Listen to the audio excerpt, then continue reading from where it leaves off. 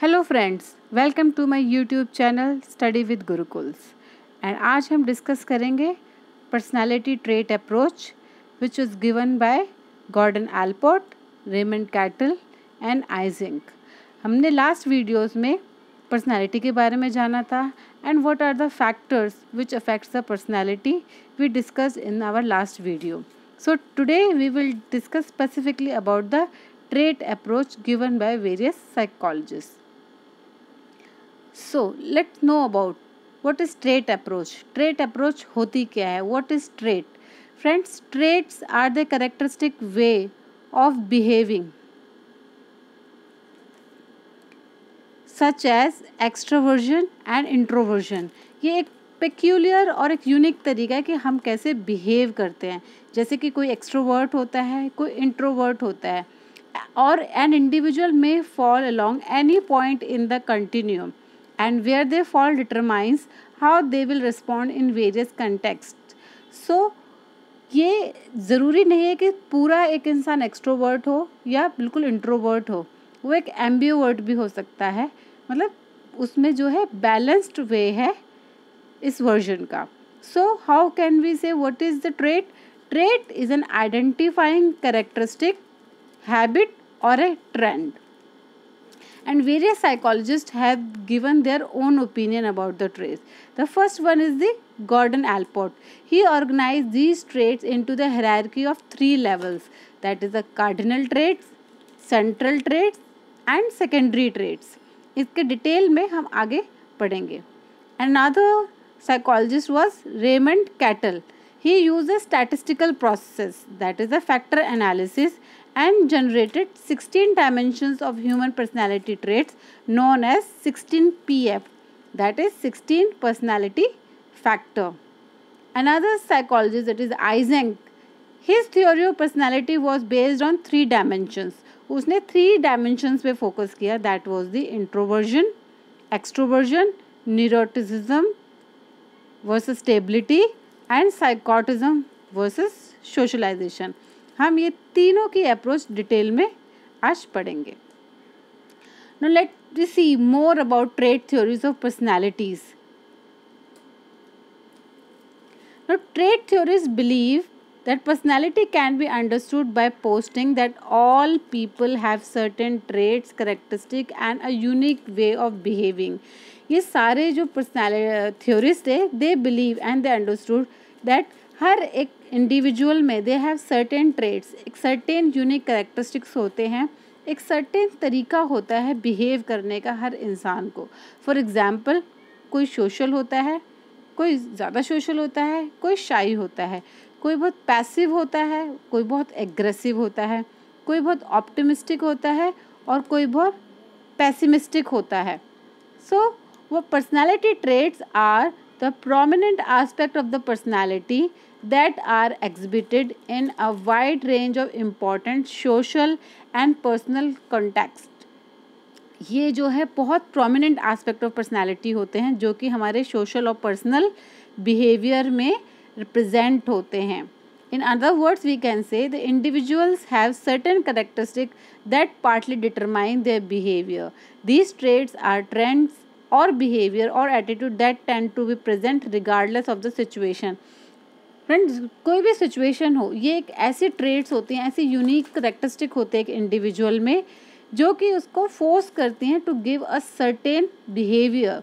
कोई बहुत काम कंडीशंस में भी एग्रेसिव हो जाता है और कोई जो है कितनी भी केओटिक कंडीशन क्यों ना हो, बट बहुत कामली बिहेव करता है. तो इन्हीं को कहते हैं traits. Traits of an individual, traits of the personality. For an example, extroversion और इंट्रोवर्जन का एग्जाम्पल लेते हैं. Extroversion tends to be manifested like they are outgoing, talkative, energetic behaviour, whereas introvert जो होते हैं they are mainly reserved and having the solitary behaviour. कुछ लोग बहुत ज़्यादा आउटगोइंग होते हैं, फन लविंग होते हैं, बहुत बात कर लेते हैं, किसी स्ट्रेंजर से भी बात कर लेते हैं. बट whereas इंट्रोवर्ट्स जो होते हैं बहुत रिजर्व होते हैं और अपने अकेले में रहना पसंद करते हैं. ये आपने अपने फ्रेंड सर्कल में भी देखा होगा. तो this they are known as the traits. Right, traits जो है एग्जाम में कभी 2 मार्क्स में आ जाता है, कभी 5 मार्क्स में आ जाता है. So you can Discuss all these things while giving the answer. Now, the first one was the Gordon Allport in 1897 and 1967, who was the first trait theorist, and along with Henry Odbert, he worked through two of the most comprehensive dictionaries of English language available, and he extracted out 1800 personality describing words.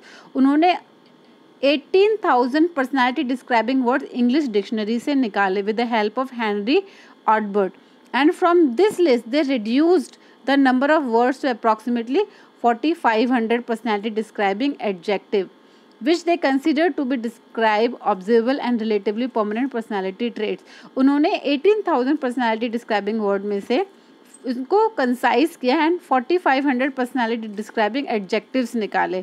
Adjectives like loving, laughing, caring, pessimistic, optimistic, lonely, ऐसे जो words हैं जो कि personality को describe करते हैं, ऐसे 4,500 words उन्होंने निकाले. And what Allport did, Allport organize these traits into an hierarchy of 3 levels. उन्होंने इसको एक हायरार्की में कंसाइज किया, ऑर्गेनाइज किया, जिसको कि उन्होंने नाम दिया central traits, cardinal traits and secondary traits. So let's see what he discussed about it. तो मेनली जो ट्रेट्स दिए उन्होंने cardinal, central and secondary. What are the cardinal traits? उन्होंने कार्डिनल ट्रेट्स में क्या बताया? कार्डिनल ट्रेट्स में ही मेनली डिस्कस्ड कि वो ट्रेट्स जो कि बहुत डोमिनेट करते हैं एक पर्सनालिटी को, एक इंडिविजुअल को, and they shape an individuals behaviour. For example, Mahatma Gandhi, he is famous for non violence. Mother Teresa, he is known for altruism. वो ट्रेट्स जो कि एक इंडिविजुअल के पूरे बिहेवियर को डिफाइन कर देते हैं.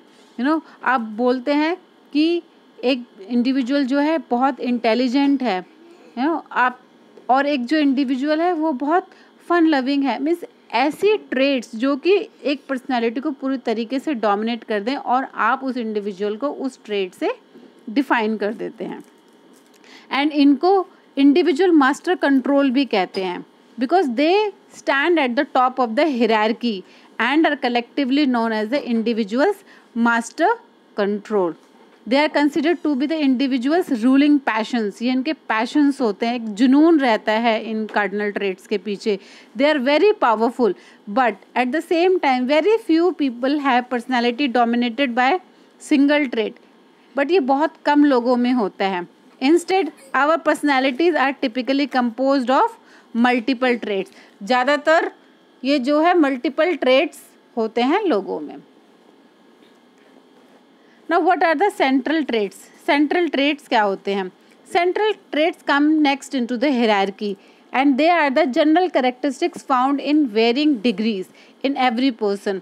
ये जो है इस hierarchy में second होते हैं and ये different degrees में हर individual में पाए जाते हैं, किसी में ज़्यादा किसी में कम. For example, loyalty, kindness, agreeableness, friendliness, sneakiness, wildness और grouchiness. They are basic building blocks that shape most our behavior. Secondary traits. Secondary traits, they lie at the bottom of the hierarchy and they are not quite as obvious or consistent as central traits. ये इतने obvious नहीं है कि हर एक में present होंगे, किसी में होते हैं किसी में नहीं होते हैं. So they are plentiful. ये बहुत सारे होते हैं but only present under the specific circumstances. कभी कभी special situations में specific circumstances में present होते हैं. They include like preferences and attitudes. इसमें वो सारी चीज़ें आती हैं, हमारी preference क्या है किसी के लिए, हमारा attitude क्या है toward the something. For example, अगर आप एक individual से कहते हैं what is your attitude toward LGBT community, their preferences about this. So ये उनके अपने अपने personal opinions रहते हैं. These secondary traits explain why a person may at times exhibit behavior that seem incongruent with their usual behavior. इसमें वो traits भी वो behavior भी देखे जा सकते हैं जो कि usually एक individual show नहीं करता है but उस specific situation में specific condition में show कर रहा है. For example, a friendly person gets angry when people try to tickle him. एक फ्रेंडली पर्सन है जो यूजुअली फ्रेंडली वे में एक्ट करता है, बट किसी ने उसको परेशान कर दिया, इरिटेट कर दिया, तो वो फिर एंग्री हो जाता है. Another is not an anxious person but always feel nervous speaking publicly. एक जो बंदा है वैसे तो वो एंग्शियस नहीं है, बट उसको बोला जाए कि पब्लिकली में कोई टॉक देने के लिए वो सडनली एंग्शियस हो जाता है. तो friend, these are the secondary traits. Now let's discuss about the Raymond Cattell. Raymond Cattell, what he did, in an effort to make Alport list of 4,500 traits more manageable, Raymond Cattell took the list and removed all the synonyms, reducing the number down to 171. Raymond cattle ने क्या किया, जो Allport की list थी 4,500 trades की, उसको और concise किया और सारे सिनोनिमस जो थे वो हटाए उन्होंने. And he reduced the number to 171.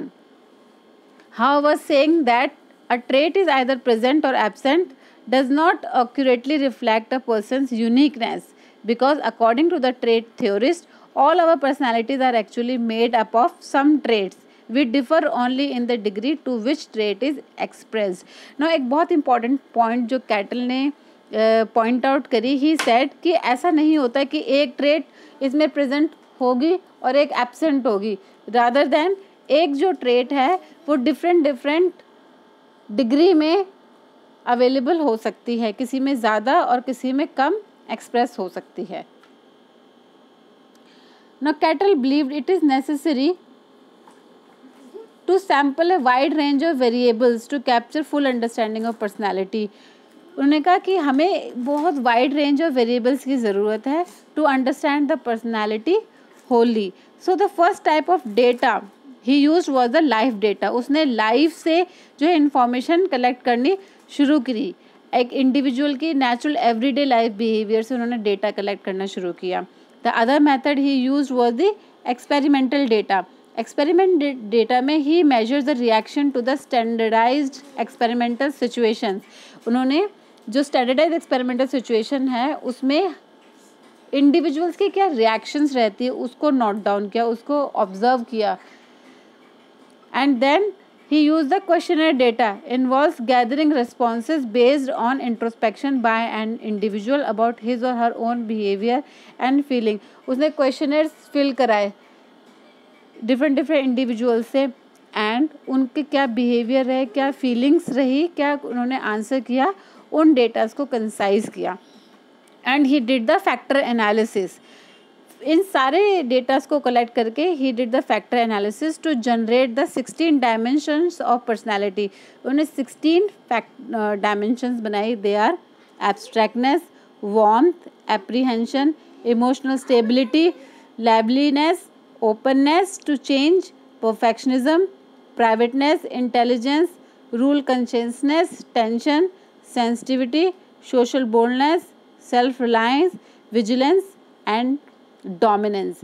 So उन्होंने ये 16 dimensions को क्या नाम दिया, 16 PF, that is the 16 personality factor, which is famously known as 16 PF. Based on these 16 factors, he developed a personality assessment called 16 PF.